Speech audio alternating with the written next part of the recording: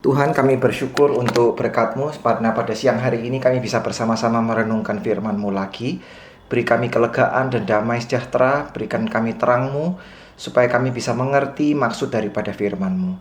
Tolonglah kami Tuhan, bukalah mata hati kami. Kami serahkan waktu ini hanya ke dalam tangan Tuhan saja. Dalam nama Tuhan Yesus kami berdoa. Amin. Baik, mari kita akan membaca bersama-sama. Saya akan bacakan buat saudara dari Yohanes pasal yang ke-11 ya. Yohanes pasal yang ke-11 ayat yang ke-1 ya. Dari ayat yang ke-1, ada seorang yang sedang sakit namanya Lazarus. Ia tinggal di Betania, kampung Maria dan adiknya Marta. Maria ialah perempuan yang pernah meminyaki kaki Tuhan dengan minyak mur dan menyekanya dengan rambutnya. Dan Lazarus yang sakit itu adalah saudaranya. Kedua perempuan itu mengirim kabar kepada Yesus, "Tuhan, dia yang engkau kasihi sakit." Ketika Yesus mendengar kabar itu, ia berkata, penyakit itu tidak akan membawa kematian, tetapi akan menyatakan kemuliaan Allah, sebab oleh penyakit itu anak Allah akan dimuliakan. Yesus memang mengasihi Marta dan kakaknya dan Lazarus. Namun setelah didengarnya bahwa Lazarus sakit, ia sengaja tinggal 2 hari lagi di tempat di mana ia berada. Tetapi sesudah itu ia berkata kepada murid-muridnya, "Mari kita kembali ke Yudea." Murid-murid itu berkata kepadanya, "Rabi, baru-baru ini orang-orang Yahudi mencoba melempari engkau. Masih maukah engkau kembali ke sana?" Jawab Yesus, "Bukanlah ada 12 jam dalam satu hari. Siapa yang berjalan pada siang hari, kakinya tidak terantuk, karena ia melihat terang dunia ini. Tetapi jikalau orang berjalan pada malam hari, maka kakinya akan terantuk, karena terang tidak berada di dalam dirinya." Lalu kita akan langsung membaca ayat yang ke-17 ya. Pasal 11 ayat yang ke-17. Maka ketika Yesus tiba, didapatinya Lazarus telah 4 hari berbaring di dalam kubur. Betania terletak dekat Yerusalem, kira-kira 2 mil jauhnya. Di situ banyak orang Yahudi telah datang kepada Marta dan Maria untuk menghibur mereka berhubung dengan kematian saudaranya. Ketika Marta mendengar bahwa Yesus datang, ia pergi mendapatkannya, tetapi Maria tinggal di rumah. Maka kata Marta kepada Yesus, "Tuhan, sekiranya engkau ada di sini, saudaraku pasti tidak mati. Tetapi sekarang aku tahu bahwa Allah akan memberikan kepadamu segala sesuatu yang engkau minta kepadanya." Kata Yesus kepada Marta, "Saudaramu akan bangkit." Kata Marta kepadanya, "Aku tahu bahwa ia akan bangkit pada waktu orang-orang bangkit pada akhir zaman." Jawab Yesus, "Akulah kebangkitan dan hidup. Barang siapa percaya kepadaku, ia akan hidup walaupun ia sudah mati. Dan setiap orang yang hidup dan yang percaya kepadaku tidak akan mati selama-lamanya. Percayakah engkau akan hal ini?" Jawab Marta, "Ya Tuhan, aku percaya bahwa engkaulah Mesias anak Allah, dia yang akan datang ke dalam dunia." Dan sudah berkata demikian, ia pergi memanggil saudaranya Maria dan berbisik kepadanya, "Guru ada di sana dan ia memanggil engkau." Ini nanti ayat-ayat selanjutnya akan kita lanjutkan lagi ya. Nanti akan kita bacakan lagi. Kita sekarang membahas dulu sampai ayat yang ke-28 begitu, dari pasal yang ke-11. Nah, ini cerita yang sangat menarik sekali ya. Jadi kalau suara saya ada terputus-putus, tolong segera diberitahu atau diinterupsi, tidak apa. Ini cerita yang menarik sekali dan kita sudah belajar untuk berdoa dengan Mazmur. Sekarang kita akan belajar mendoakan cerita Alkitab ya. Nah, saya akan membagikan kepada saudara artinya dulu sebagai panduan kita berdoa. Nah, di dalam kita membaca Yohanes pasal 11 ini, kita bisa membayangkan kita hadir di sini begitu ya. Kita hadir di dalam cerita ini, kita masuk di dalam cerita ini. Nah, Yohanes pasal 11 ini memberikan kepada kita sesuatu yang menarik sekali. Sesuatu yang menarik. Coba kalau kita pikirkan ya. Kita pikirkan kenapa kok tidak diceritakan langsung waktu Tuhan Yesus membangkitkan Lazarus. Kenapa kok diceritakan itu dari awal prosesnya begitu ya. Waktu Tuhan Yesus dipanggil oleh saudara-saudara daripada Lazarus, Maria dan Marta. Lalu juga ini menyangkut pertanyaan yang lain. Mengapa kok Tuhan Yesus tidak menyembuhkan Lazarus langsung begitu? Ya, mengapa kok harus menunggu terlebih dahulu? Nah, ini sesuatu yang unik. Nah, dari sini kita tahu ya. Dari sini kita tahu bahwa hal ini terjadi ya, penundaan ini terjadi cara penceritaan ini terjadi karena untuk menunjukkan kepada kita, ya, menunjukkan kepada kita bahwa orang-orang yang dikasihi Tuhan pun, ya, mereka bisa menderita. Mereka bisa belajar untuk sabar. Jadi kita dikasih tahu bahwa proses kita sebagai orang Kristen, di mana kita dibentuk oleh masalah, oleh kesulitan, itu merupakan sesuatu yang wajar. Bahkan itu sesuatu yang diperuntukkan untuk mereka yang dikasihi Tuhan. Kalau kita lihat di dalam ayat-ayat ini, kita diberitahu, kenapa? Kita diberitahu bahwa mereka ini orang-orang yang sangat dikasihi Tuhan Yesus. Ya, Maria, Marta, dan Lazarus ini orang-orang yang dekat sekali dengan Tuhan Yesus. Nah, kalau orang-orang yang dekat sama Tuhan Yesus saja bisa mengalami kesulitan. Nah, ini menunjukkan apa?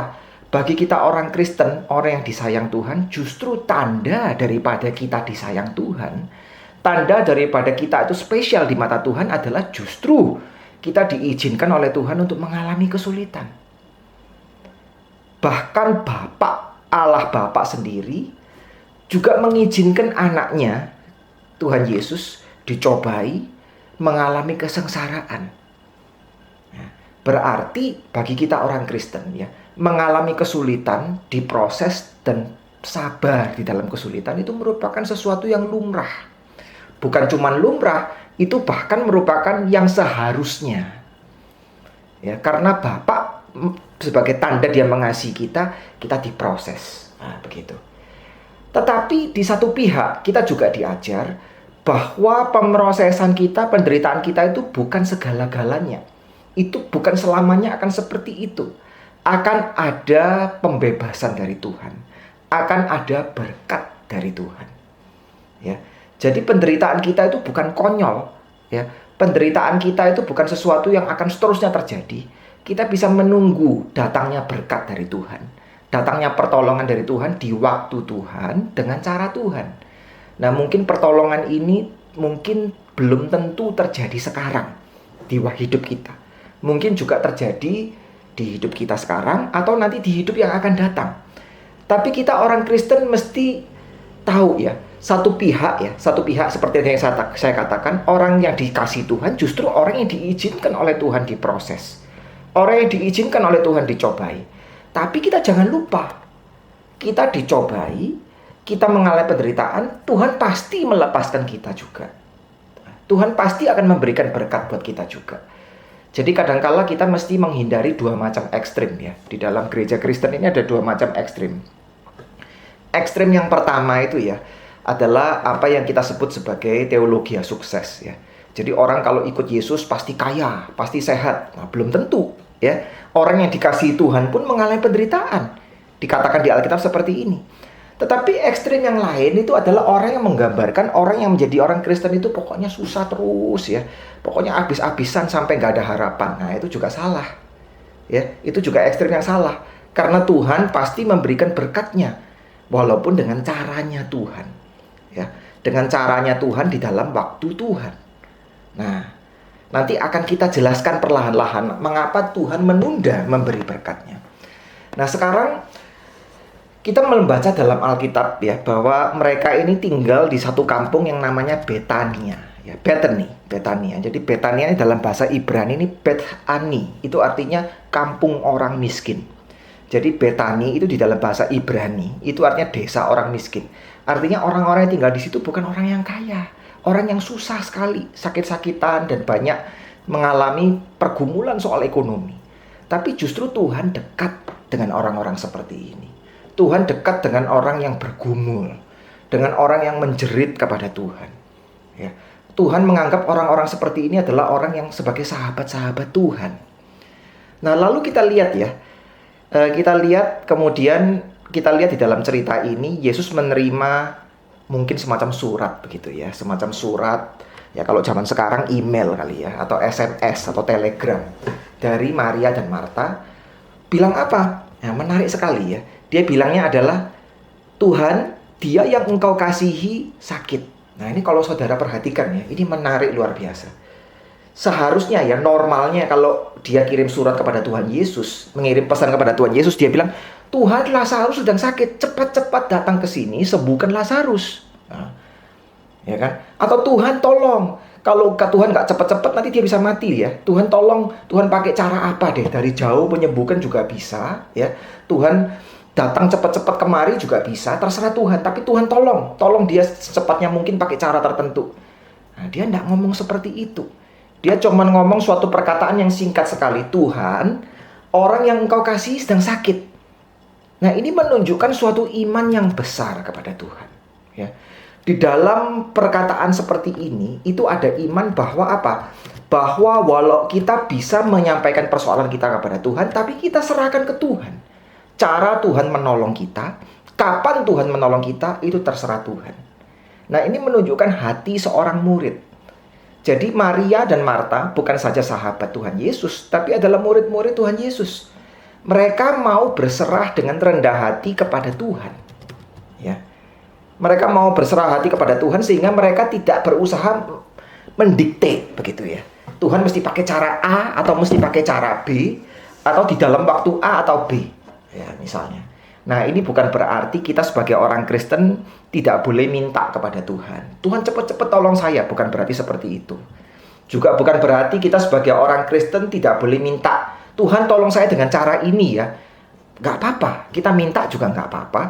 Kita minta Tuhan cepat-cepat, kita minta Tuhan menolong kita dengan cara tertentu, tidak apa-apa. Tapi yang penting, pada saat kita meminta kepada Tuhan, itu kita memberikan ruang kepada kehendak Tuhan. Kita berserah kepada Tuhan, Tuhan tahu waktunya, ya. Tuhan tahu caranya. Dan waktu Tuhan itu terbaik. Cara Tuhan itu terbaik. Ya, itu. Jadi ini menunjukkan suatu iman yang besar. Nah, begitu. Nah, kemudian di sini dikatakan lagi, ketika Yesus mendengar kabar itu, ia berkata, penyakit ini tidak akan membawa kematian, tapi akan menyatakan kemuliaan Allah. Nah, di sini kita akan membahas apa artinya ya. Penyakit ini tidak akan membawa kematian. Nah, sebetulnya penyakit ini membawa kematian. Kalau dilihat di dalam Alkitab, ya Lazarus mati akhirnya. Jadi yang dimaksud dengan kematian di sini, itu berarti penyakit ini tidak membawa dead end. Jadi bukan terminal. Bukan suatu penyakit yang membawa bencana yang tidak bisa diatasi. Maksudnya seperti itu. Ya. Tidak akan membawa kematian. Tapi maksudnya itu bukan berarti bahwa Lazarus tidak mati, karena akhirnya dia mati ya, walaupun dia dibangkitkan. Tapi maksudnya ya, bisa diterjemahkan seperti ini, penyakit ini bukan sesuatu yang hopeless. It's not a hopeless case ya, bukan sesuatu yang tidak ada harapan. Bukan sesuatu yang hopeless, tetapi akan membawa kemuliaan Allah. Ya. Nah, waktu kita berdoa dengan Alkitab, kita coba pakai apa yang dikatakan Tuhan Yesus atau apa yang dikatakan dalam Alkitab sebagai doa kita. Ya, kita berkata pada Tuhan, Tuhan, kebangkrutanku sekarang, hutang-hutangku sekarang, ya, masalahku sekarang itu bukan hopeless, tapi ini akan menyatakan kemuliaan Allah. Nah, kita katakan dengan gaya bahasa yang sama. Tuhan, walaupun saya merasa ini semua hopeless, walaupun saya merasa tidak ada jalan lain, tapi semuanya itu akan menyatakan kemuliaan Allah. Walaupun saya tidak tahu caranya gimana. Nah, ini coba kita doakan. Kita katakan pada diri kita sendiri. Apa yang kau alami sekarang kelihatannya hopeless. Kelihatannya nggak ada jalan. Kelihatannya bikin kita itu merasa lelah. Merasa kecewa, putus asa. No, ini akan berakhir pada kemuliaan Tuhan. Nah, begitu. Ini yang menjadi doa kita. Karena apa? Karena kita seperti Maria dan Marta adalah orang-orang yang disayang oleh Tuhan. Ya. Jadi ini aplikasikan ke diri kita. Yohanes menulis ini menunjukkan bahwa ini bukan cuma soal Maria, Marta, dan Lazarus, tapi soal semua orang Kristen yang disayang oleh Tuhan. Apapun yang kita alami sebagai orang Kristen, tidak ada satupun yang hopeless. Semua itu akan mendatangkan kemuliaan Tuhan. Nah, yang di sini yang dimaksud dengan kemuliaan Tuhan itu apa ya? Jadi apa yang dimaksud dengan kemuliaan Tuhan? Nah, kemuliaan Tuhan ini artinya ada dua kurang lebih ya. Yang dimaksud dengan kemuliaan Tuhan itu Tuhan akan menunjukkan kuasa yang besar. Kuasa yang di luar pikiran kita. Ya, ada kuasa Tuhan, keajaiban Tuhan. Dan sekali lagi, kuasa Tuhan itu tidak mesti terjadi dilihat langsung di sekarang, di hidup ini. Tapi pokoknya pasti ada kuasa Tuhan. Entah di waktu yang dekat atau waktu yang agak jauh, entah di hidup sekarang atau di hidup yang akan datang, ada kuasa Tuhan yang besar. Itu kemuliaan. Dan yang kedua, kemuliaan Tuhan itu selalu merubah manusia. Jadi Musa waktu melihat kemuliaan Tuhan, wajahnya bercahaya. Ya, jadi kemuliaan Tuhan itu selalu membawa manusia itu ditransformasikan, dirubah, membuat kita lebih dekat kepada Tuhan. Ya. Jadi kalau kita melihat kuasa Tuhan yang besar, kita dirubah sehingga kita jadi lebih dekat kepada Tuhan. Dan kita sendiri yang menikmati. Oleh sebab itu, kemuliaan Tuhan itu jangan dibayangkan sebagai sesuatu yang merupakan semacam megalomania atau egoisme dari Tuhan. Tuhan ini kepinginnya pamer terus, bukan. Tapi justru lewat menunjukkan kemuliaan Tuhan, Tuhan ingin menjamah kita. Nah, begitu ya. Tuhan ingin menjamah kita, menunjukkan kasih-Nya kepada kita. Ya. Misalnya anak saya minta dibelikan handphone. Nah, saya sendiri tahu dia perlu handphone. Nah, mungkin saya bisa membelikan dengan dua cara. Saya bisa kasih dia langsung. Nih, kamu mau handphone? Oke, kita ke toko. Langsung saya berikan handphone. Ya, dia paling terima kasih. Ya, dia senang. Tapi kalau misalnya saya bukan orang yang sangat mampu misalnya. Lalu saya menabung. Saya tunggu. Anak saya tunggu waktu agak lama. Tunggu saya menabung. Pelan-pelan saya tabung. Gaji saya keluar. Saya belikan itu HP ke anak saya. Dan untuk beli HP itu misalnya ya, saya sampai tidak membeli baju untuk diri saya sendiri misalnya. Itu lebih berkesan. Lebih berkesan. Anak saya jadi lebih dekat dengan saya. Waktu dia dapat HP itu menjadi konteks atau menjadi sarana di mana dia jadi lebih dekat. Jadi Tuhan Yesus bisa aja, Tuhan tidak membuat Lazarus sakit. Bisa aja Tuhan membiarkan Lazarus sehat aja, nggak usah sakit, nggak usah mati. Ya, tapi hubungannya nggak jadi lebih dekat. Bisa aja Tuhan Yesus menyembuhkan Lazarus dari jarak jauh. Bisa. Tapi justru waktu dia mati, dia bangkitkan. Nah, ini menunjukkan apa? Kuasanya, dan membuat Maria dan Marta itu jadi lebih dekat kepada Tuhan Yesus. Jadi Tuhan itu waktu memberikan kita hadiah, memberikan kita berkat, itu membuat kita jadi lebih dekat. Sekali lagi, kemuliaan di sini artinya dua. Yang pertama, kuasa Tuhan. Dan kuasa Tuhan yang dilihatkan kepada kita ini, kuasa dan kasih Tuhan ini, membuat kita ini jadi lebih dekat dengan Tuhan. Sehingga kita bukan cuma mensyukuri berkatnya, menyenangi berkatnya, tapi juga mencintai yang memberi berkat. Nah, begitu. Jadi kita tidak take the blessing for granted, ya. Jadi ini kita katakan pada diri sendiri, Tuhan, apa yang saya alami sekarang akan mendatangkan kemuliaan Tuhan. Akan membuat saya itu lebih dekat pada Tuhan dan akan menunjukkan kuasa Tuhan. Dan kemudian ya di ayat yang kelima dan ayat yang keenam ini lucu ya. Ya, ini dalam bahasa Indonesia diterjemahkannya ini menarik ya. Tapi sebetulnya dalam bahasa asli mungkin lebih menarik lagi. Dalam ayat 5, Yesus memang mengasihi Maria dan Marta dan kakaknya Lazarus. Dalam bahasa asli kelihatan tidak ada memang gitu, nggak ada. Yesus mengasihi Marta dan kakaknya Lazarus dan Maria dan Lazarus. Tapi setelah didengarnya bahwa ia sakit, ia sengaja tinggal 2 hari lagi di tempat. Ini kelihatannya ya, kalau saya tidak salah ingat, dalam bahasa asli tidak ada kata namun, tidak ada. Jadi maksudnya seperti ini. Yesus mengasihi Maria dan Marta dan Lazarus ya. Lalu Yesus sengaja apa? Sengaja tinggal 2 hari lagi di tempat di mana dia berada. Dan ini membuat kita bingung ya. Seharusnya cerita ini seperti ini. Yesus mengasihi Maria, Marta, dan Lazarus. Dan oleh sebab itu dia cepat-cepat pergi. Mungkin setengah berlari pergi ke Betania. Betul nggak? Itu mestinya seperti itu lebih masuk akal, ya kan? Atau dia mengasihi Maria, Marta, dan Lazarus dan kemudian dia berdoa kepada Bapa dan dia menyembuhkan Lazarus dari jarak jauh. Yesus bisa nggak menyembuhkan orang dari jarak jauh? Bisa. Ya, dia bisa mengusir setan dari jarak jauh. Itu ada di Matius, perempuan Sirofenisia itu. Dia bisa menyembuhkan hamba perwira Romawi itu dari jarak jauh. Pulang. Karena imanmu orang itu sembuh sekarang. Bisa. Tapi justru waktu dibilang dia mengasihi mereka, dia malah tunda itu. Dia nggak balik langsung, malah tunda. Kan ini menunjukkan bahwa dia sebetulnya nggak mengasihi mereka. Betul nggak? Jadi Maria dan Marta mungkin bisa mikir seperti itu. Wah, ini Tuhan Yesus ini kurang mengasihi. Kalau dia mengasihi, pasti dia tidak akan apa? Dia tidak akan menunda-nunda. Nah, begitu. Nah, jadi di sini di dalam Alkitab ditunjukkan dari logika daripada ayat 5 dan ayat 6, justru karena Yesus mengasihi Marta, Maria dan Lazarus, maka Yesus menunda untuk balik ke sana. Jadi kalau logika manusia, Yesus mengasihi Maria dan Marta dan Lazarus, tetapi kok Yesus menunda? Nah, itu logika manusia, ya. Tapi kalau logika Tuhan, justru karena Yesus mengasihi mereka, dia tunda. Dia tunda, dia nggak langsung ke sana. Nah, kenapa dia nggak langsung ke situ, ya? Kenapa dia nggak langsung seperti itu, ya?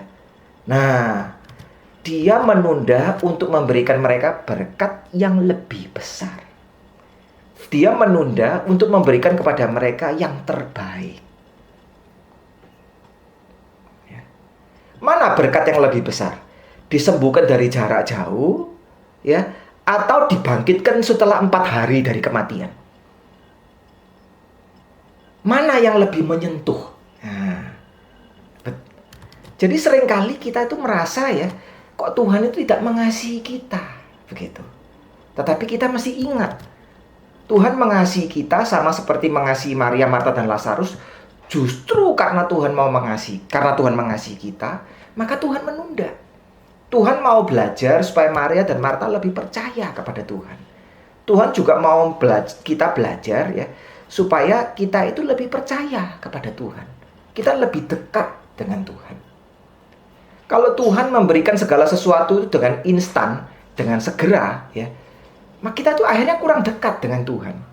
Karena lama-kelamaan kita bukan senang pemberi berkat, tapi senang berkatnya. Begitu. Nah, jadi di sini Tuhan menunda supaya kita tuh lebih dekat, lebih percaya kepada Tuhan. Nah, ini jadi Tuhan kelihatannya tidak berada di tempat waktu kita sangat membutuhkan Dia. Ya, waktu Maria, Marta, dan Lazarus sangat membutuhkan Tuhan Yesus, kelihatannya Dia tidak berada di tempat. Tetapi ketika Tuhan datang, Dia selalu on time. Ya, Dia selalu pada waktu yang tepat. Ya. Jadi Tuhan datang kepada mengunjungi Maria. Kalau ada satu orang ahli Alkitab bilang seperti ini, because the Lord loved the family, He went at the exact moment when His visit would be most fruitful.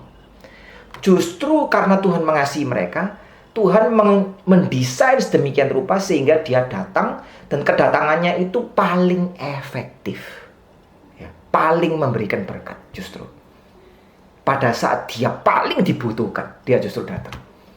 Nah, itu. Jadi itu logika daripada Tuhan sendiri, ya.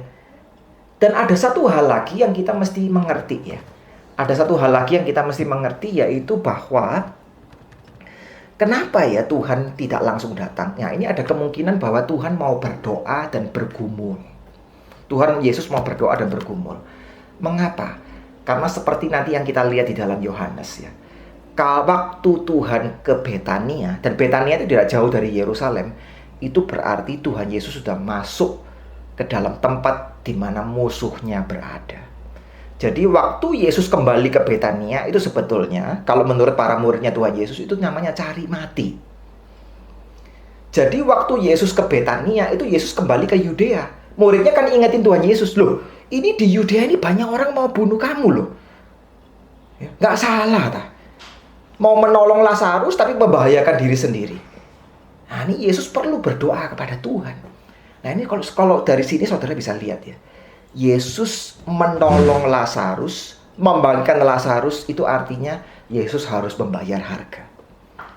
Waktu kita lihat dari Injil Yohanes, kita lihat justru karena Lazarus dibangkitkan, sebagian pemimpin agama Yahudi menjadi lebih benci kepada Yesus dan mulai merundingkan untuk membunuh Yesus. Jadi bisa kita simpulkan melalui mujizat ini justru Yesus dalam tanda kutip mempercepat kematiannya.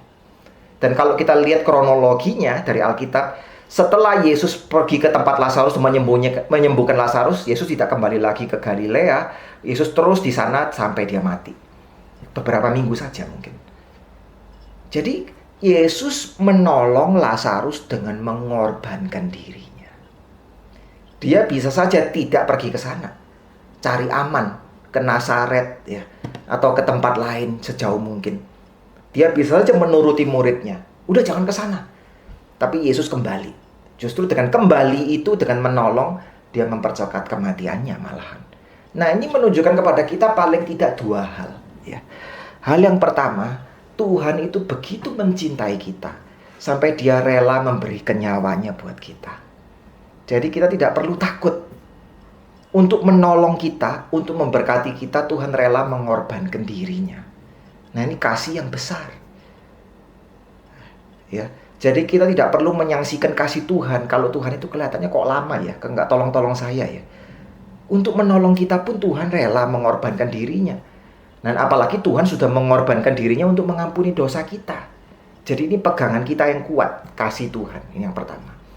Ini pelajaran yang pertama ya, kasih Tuhan yang besar. Jadi Tuhan itu saking dia sayangnya terhadap Lazarus dan Maria dan Marta, dia mau ambil resiko dan bahkan mengorbankan dirinya. Dan pelajaran yang kedua, tidak ada hidup kalau tidak ada kematian. Jalan menuju kepada kebangkitan adalah kematian. Jalan menuju kepada berkat adalah pergumulan. Lazarus untuk dibangkitkan dia perlu mati dulu. Tuhan Yesus untuk dibangkitkan juga perlu mati dulu. Ya. Orang-orang yang disayangi Tuhan Yesus, kita semua, ya, kita akan mengalami cerita dari Tuhan Yesus sendiri. Jadi proses di mana kita ini sekarang bergumul, sama seperti Marta dan Maria, ya, mereka bergumul menunggu Tuhan. Ini memang sudah di dalam rencana Tuhan. Jadi ini memang rencana Tuhan, logika Tuhan itu seperti itu. Sebelum kita mengalami kemenangan, kita mesti mencicipi kekalahan.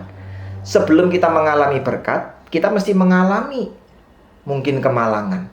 Sebelum kita mengalami kehidupan, kita mengalami kematian. Nah, ini sudah masuk di dalam rencana Tuhan. Ya. Tidak ada kematian yang tidak mendatangkan kebangkitan bagi orang Kristen. Tapi dalam tanda yang sama, dalam logika yang sama, kalau kita tidak mati dulu, kita tidak bangkit.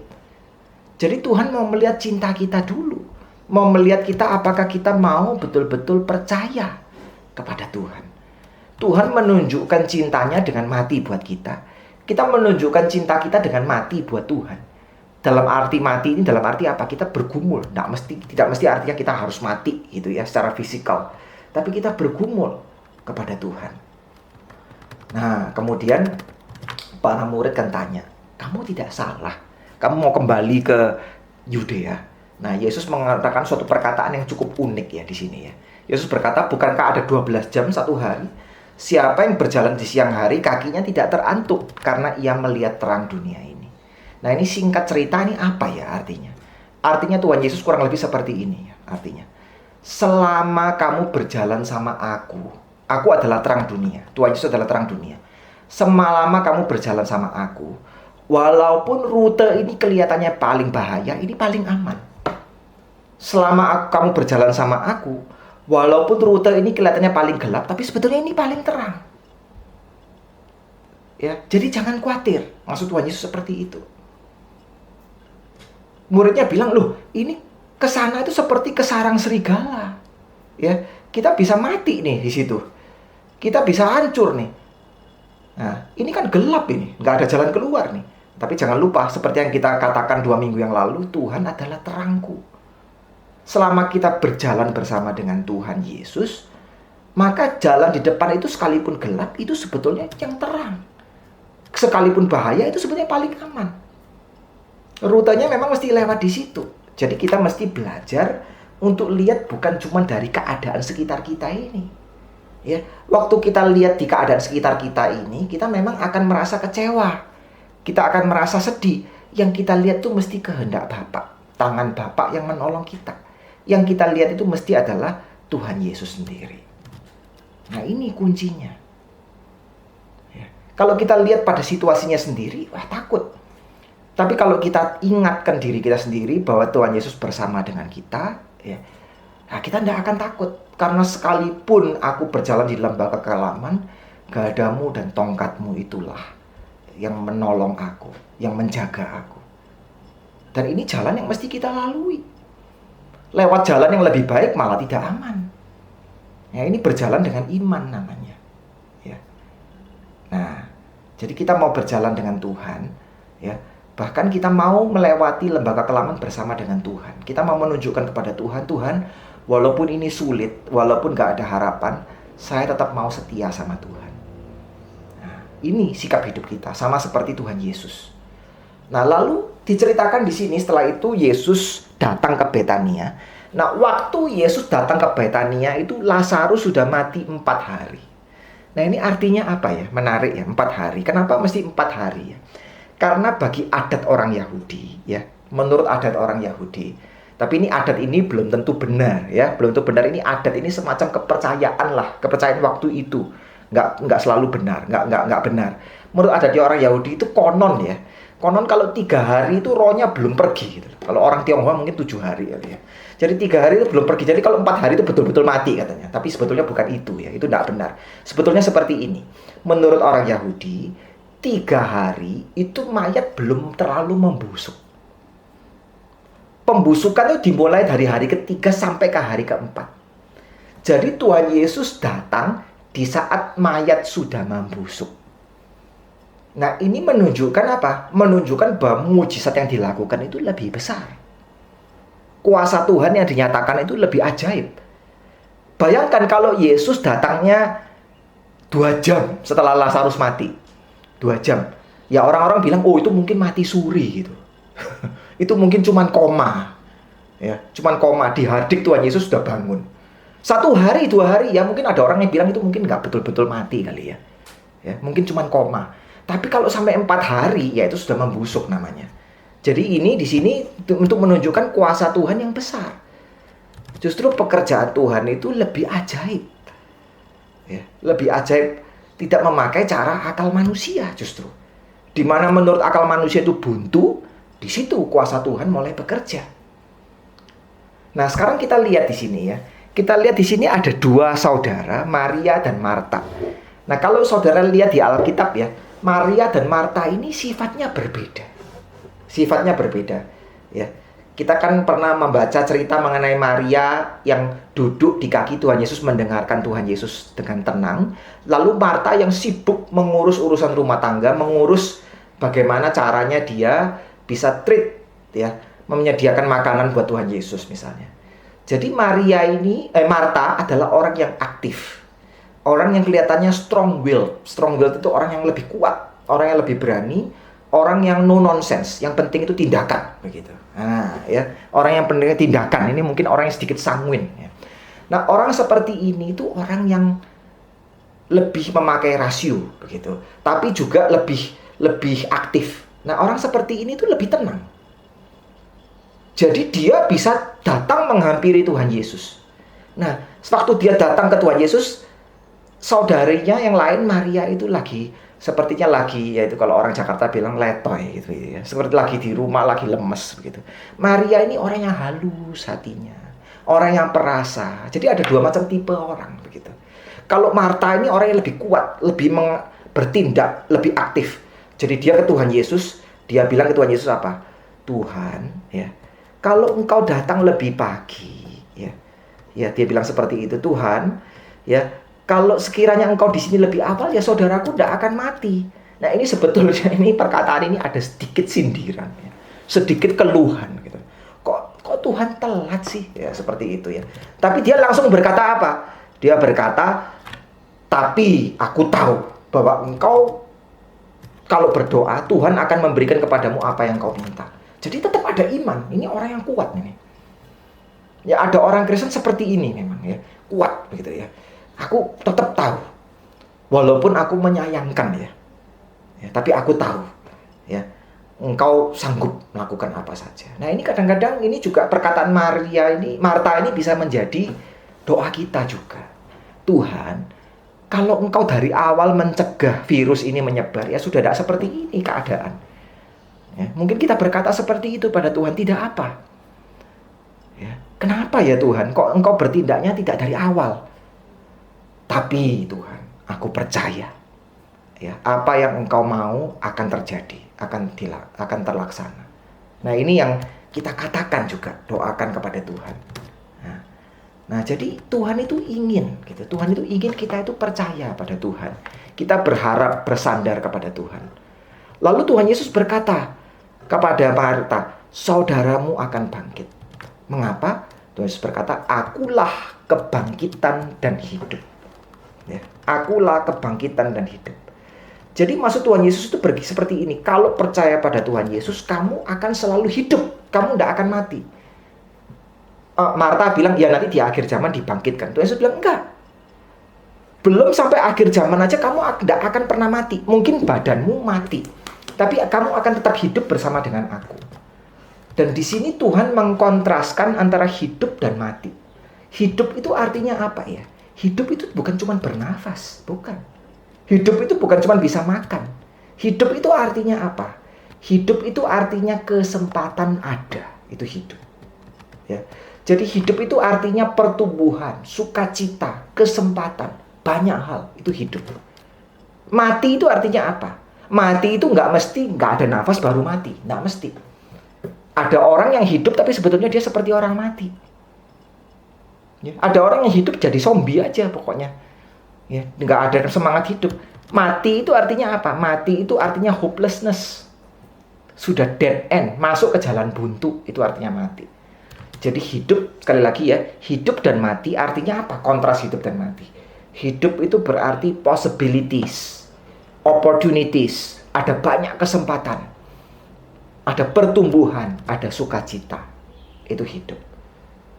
Jadi kalau mati itu artinya apa? Mati itu artinya hopeless, gang buntu, itu mati, jalan buntu. Jadi maksud Tuhan Yesus, akulah kebangkitan dan hidup. Kalau engkau percaya kepada aku dan ada di dalam aku, engkau akan hidup. Itu artinya apa? Selama kita ada di dalam Tuhan Yesus dan percaya pada Tuhan Yesus, tidak ada jalan buntu. Tidak ada tragedi. Hal yang jelek yang terjadi itu akan ditebus. Kita percaya. Ya. Nah, ini kematian itu mendatangkan ketakutan. Ya, seringkali di dalam keadaan pandemik seperti ini ya, kita tuh merasa takut.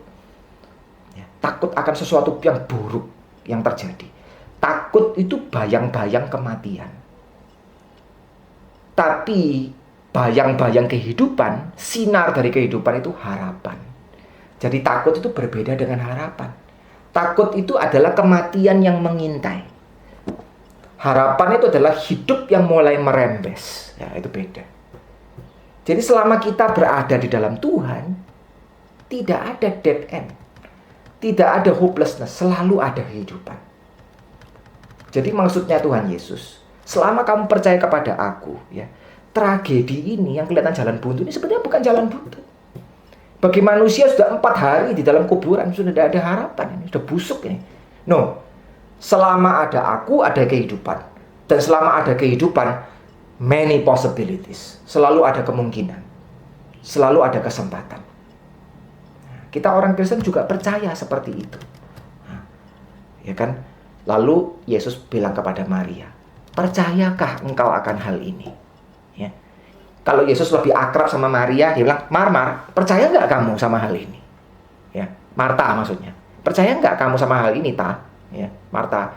Ya, coba waktu saudara baca ayat ini dan dalam sikap doa, bayangkan Tuhan Yesus berkata pada saudara, aku adalah kehidupan, kebangkitan dan hidup. Barang siapa bersama aku tidak akan mati. Selalu ada kesempatan, selalu akan ada penebusan, selalu ada harapan. Lalu bayangkan Tuhan Yesus berkata kepada saudara, percaya nggak kamu akan hal ini? Bayangkan. Kata-kata Tuhan Yesus itu berkata bukan ditujukan kepada Marta, tapi kepada aku, kepada Leo misalnya. Leo, kamu percaya nggak? Aku adalah kebangkitan dan hidup. Percaya nggak kamu? Nah, di sini. Ya, jadi yang diminta Tuhan itu percaya. Allah itu rindu anak-anaknya itu mempercayai Dia. Tidak ada yang lebih menyenangkan hati Tuhan daripada kita percaya di dalam segala hal. Ya. Di dalam Alkitab dikatakan Abraham itu seperti orang mati. Maksudnya apa? Tidak mungkin punya anak. Sebenarnya seperti mati. Tetapi Alkitab bilang apa? He hopes against hope. Dia berharap di tempat di mana kelihatannya tidak ada harapan. Justru itu ada kehidupan. Hidup itu selalu ada kemungkinan. Ada ceritanya. Mati itu cerita berhenti, tamat. Game over. Tapi hidup itu selalu ada, selalu bersambung. Nah, ini yang dikatakan Tuhan kepada apa? Kepada Marta. Ya. Dan selanjutnya ya, saya akan bacakan di dalam ayat 29. Lalu ayat 31, kemudian ayat 29, mendengar itu Maria segera bangkit. Waktu dia dikasih tahu Marta, Yesus datang. Maria segera bangkit lalu pergi mendapatkan Tuhan Yesus. Dibarengi dengan orang-orang Yahudi itu, ya. Banyak yang mengikuti dia. Setibanya Maria di tempat Yesus berada dan melihat dia, ayat 32, tersungkurlah ia di depan kakinya dan berkata kepadanya, Tuhan, sekiranya engkau ada di sini, saudaraku pasti tidak mati. Ketika Yesus melihat Maria menangis dan juga orang-orang Yahudi yang datang bersama dia, maka hatinya, ini dalam bahasa Indonesia, masgul. Ya, saya kurang ngerti ya, masgul itu artinya apa ya. Tapi dalam bahasa asli ini hatinya ini rasanya sumpah gitu ya. Dalam bahasa Indonesia mungkin seperti itu ya. Terganggu gitu, terganggu ya. Nah, ini dia terganggu dan kemudian berkata, dan dia sangat terharu. Di manakah engkau baringkan? Maka jawab mereka, Tuhan, marilah dan lihatlah. Maka menangislah Tuhan Yesus. Jadi Tuhan Yesus juga sedih. Nah, ini bedanya Maria sama Marta ya. Ini dua macam orang Kristen ya. Ini kepribadiannya berbeda. Kalau Marta itu lebih banyak mikir ya, lebih tegas, lebih aktif. Kalau Maria ini kelihatannya orang yang melankolis ya. Orang yang lembut ya. Orang yang suka belajar ya. Orang yang lebih senang diam di rumah gitu ya. Ada ya orang seperti itu ya.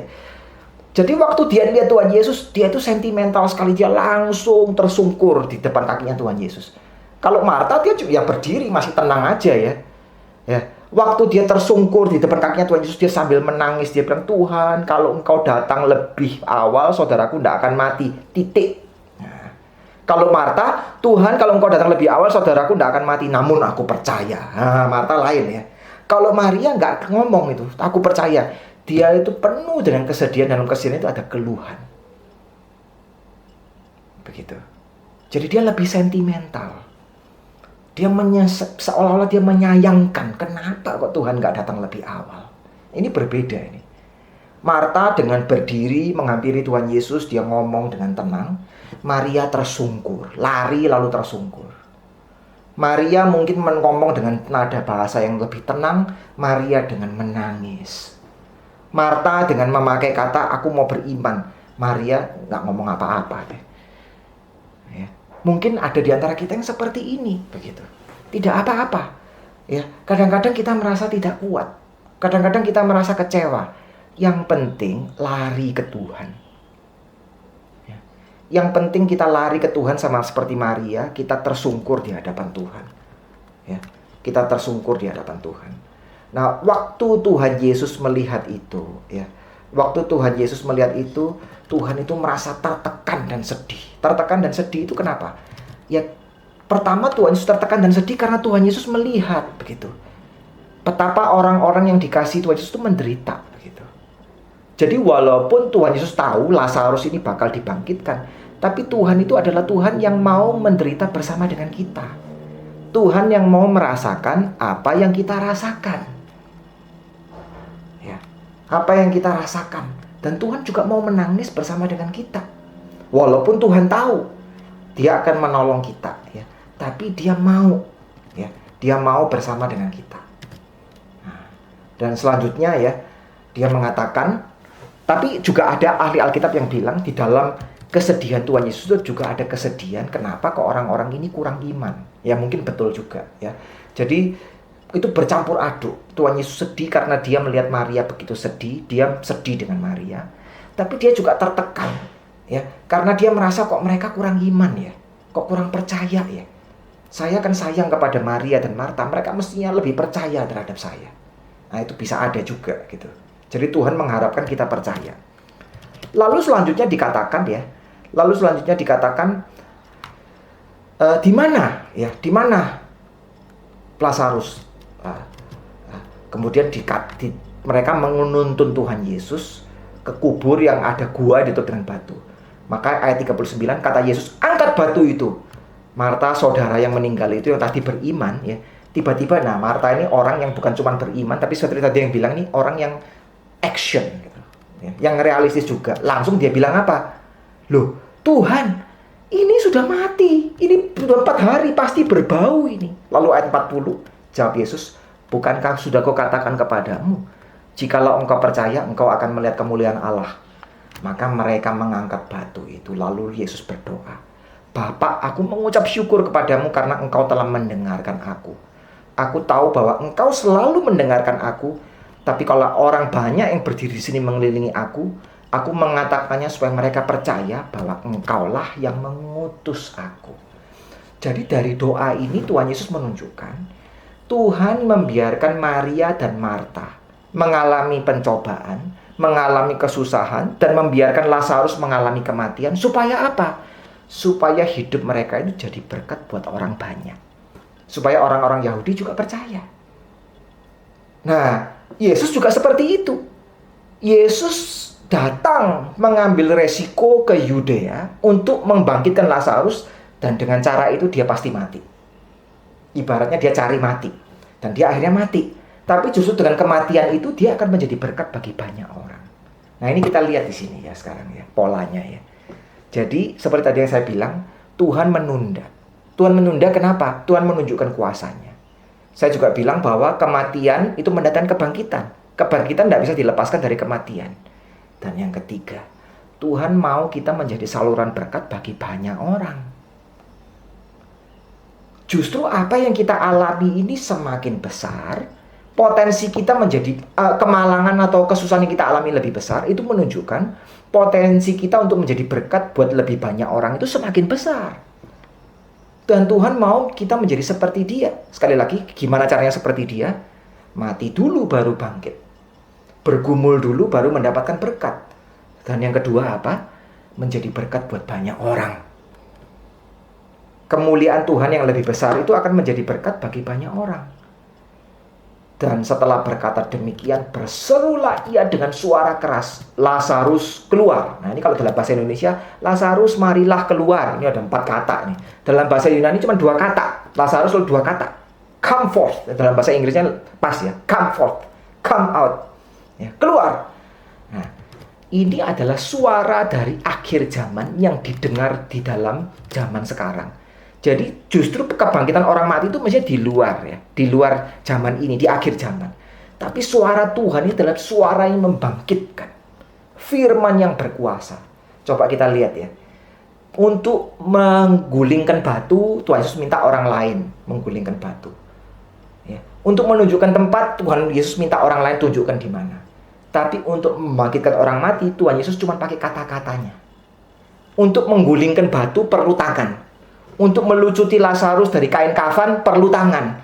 Tapi Tuhan Yesus untuk membangkitkan Lazarus tidak perlu tangan, cuma berkata, Lazarus keluar. Jadi firman Tuhan itu berkuasa. Kehendak Tuhan itu berkuasa. Lalu orang yang telah mati itu datang keluar, dan kaki dan tangannya masih terikat dengan kain kafan. Nah, saudara lihat ada bagian dari cerita ini yang disembunyikan oleh Yohanes. Apa yang disembunyikan oleh Yohanes dari cerita ini? Nggak ada bau. Nggak ada bau busuk. Ya. Jadi ini adalah mujizat. Luar biasa. Bahwa ada kuasa Tuhan yang bekerja. Dan Lazarus bangkit dari mati.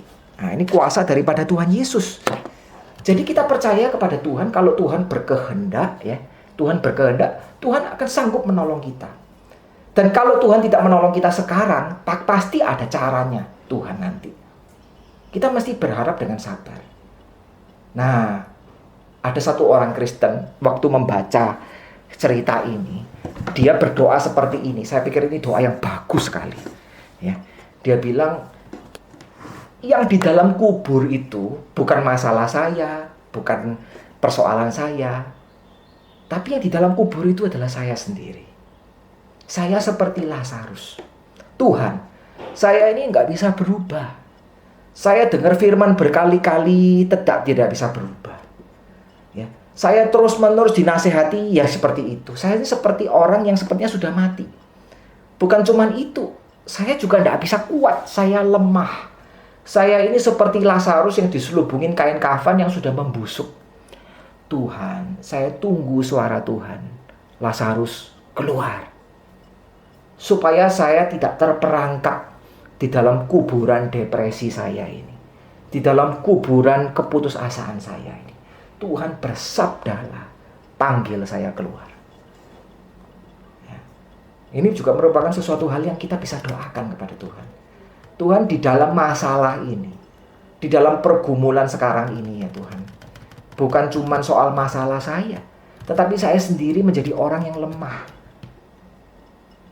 Saya tidak bisa jadi seperti Marta yang bilang, saya percaya Tuhan, Engkau sanggup melakukan segala hal. Saya mungkin lebih seperti Maria, bahkan mungkin untuk jadi Maria aja nggak bisa. Saya orang yang seperti mayat. Saya nggak bertumbuh, saya habis. Cuman Tuhan yang bisa memberikan saya kebangkitan. Nah, itu yang kita doakan. Ya. Jadi sekali lagi kalau kita simpulkan ya, pesan ini daripada Yohanes pasal 11. Pesan ini adalah apa? Yang pertama, penundaan dari Tuhan itu mendatangkan kemuliaan. Yang berarti apa? Kuasa Tuhan yang besar, dan Maria dan Marta dan kemudian kita sebagai orang Kristen hubungan dengan Tuhan jadi lebih dekat. Nah, itu. Kemuliaan Tuhan itu mendatangkan penundaan Tuhan mendatangkan kuasa Tuhan yang besar dan hubungan yang lebih dekat. Coba saudara lihat, ini cerita ini menarik sekali. Maria tersungkur di bawah kaki Tuhan Yesus bilang, kalau Tuhan datang lebih cepat. Dia bilang seperti itu. Dan kita akhirnya diingatkan. Ya. Setelah kejadian ini, Maria datang beli minyak yang sangat mahal. Lalu mengurapi kaki Tuhan Yesus.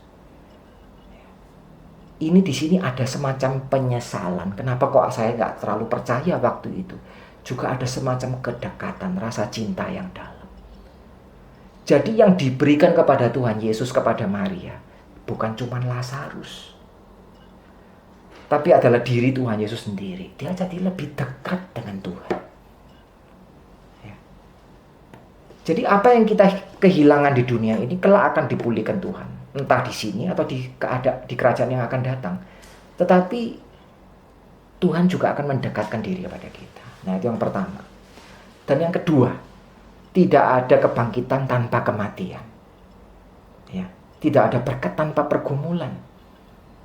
Nah, yang ketiga, pelajaran yang ketiga yang kita ambil dari sini adalah apa? Ya, kehidupan itu artinya apa? Penuh possibility. Ya, selama kita dalam Tuhan Yesus tidak ada jalan buntu. Nah, dan kita mau yang keempat, yang terakhir, kita mau berdoa kepada Tuhan. Tuhan, saya ini adalah Lazarus. Tuhan tolong saya. Ya. Nah, di dalam mendoakan ayat-ayat ini, saudara bisa pilih ayat-ayat yang paling menggerakkan diri saudara. Misalnya ayat dari Yesus yang bilang, penyakit ini tidak membawa kematian tapi kemuliaan Allah. Saudara bilang, Tuhan, masalah saya tidak akan membawa dead end, hopelessness, tapi kemuliaan Tuhan. Atau Tuhan bisa pakai kata kata Marta. Tuhan, kalau saja Tuhan tolong saya lebih cepat. Tetapi aku percaya Tuhan bisa lakukan segala hal. Atau saudara bisa berdoa pakai caranya Tuhan Yesus.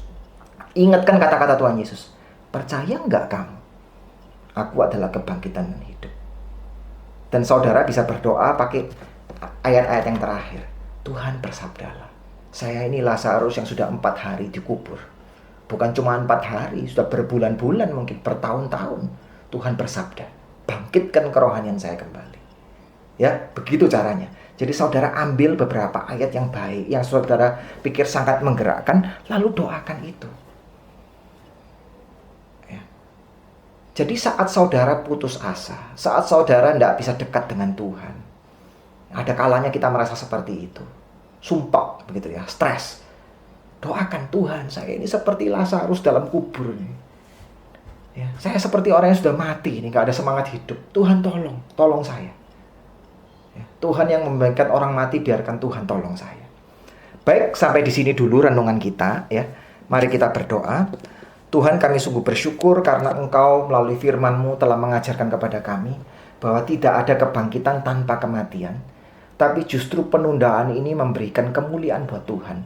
Yang membuat kami bukan hanya menyaksikan kuasa Tuhan, tapi membuat kami jadi lebih dekat dengan Tuhan.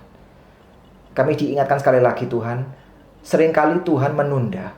Tapi Tuhan menunda justru karena Tuhan mengasihi kami, bukan karena Tuhan tidak sayang atau kurang sayang terhadap kami.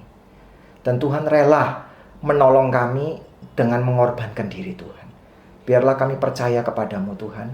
Dan katakanlah kalau kami sekarang kurang percaya, atau kami dalam keadaan mundur, dalam keadaan lemah lesu, Tuhan bersabdalah. Ajak kami keluar dari kuburan kami. Bangkitkan jiwaku yang lesu ini. Terima kasih ya Tuhan. Di dalam nama Tuhan Yesus kami telah berdoa dan mengucap syukur. Amin.